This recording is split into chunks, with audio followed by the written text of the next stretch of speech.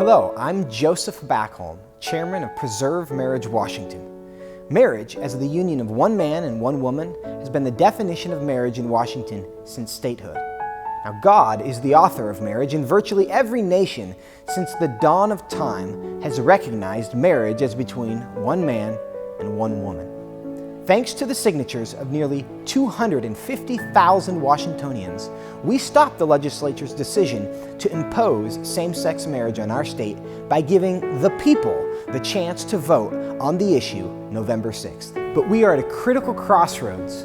We stand on the dangerous precipice of being the only state in the history of our nation to approve same-sex marriage by a popular vote of our citizenry.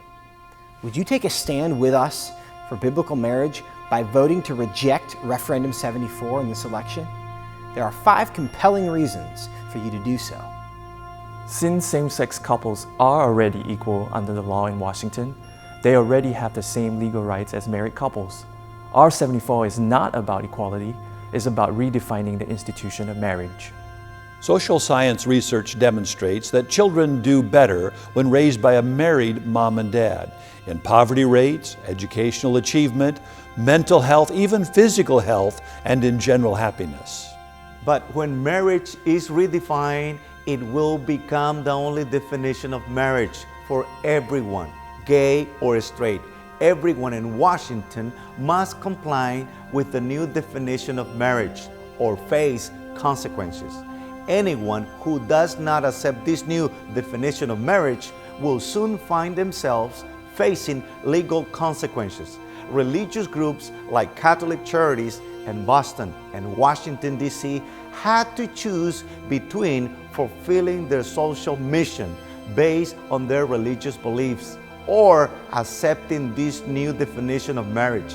As a result, they have to close their adoption programs. Redefining marriage will have irreversible consequences for our education system and the rights of parents to direct their own children's upbringing. Whenever schools educate children about marriage, public schools will have no choice but to teach this new, genderless institution. In Massachusetts, children as young as 2nd grade have been taught about homosexual marriage in class. The courts have ruled that parents had no right to prior notice or to opt out their own children out of such instruction. When marriage is redefined, business owners also face consequences if they even express support for traditional marriage. We all saw what happened to Chick-fil-A, but there are so many more examples. Wedding professionals have been fined for just declining to participate in a same-sex ceremony. An innkeeper in Vermont had to pay over $30,000 for not making his private property available for same-sex wedding receptions.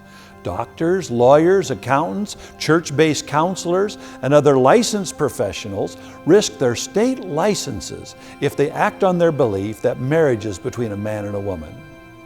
We need the faith community to rally with us in the effort to preserve marriage on November 6th. God designed marriage to be a unique, sacred institution for having and raising children.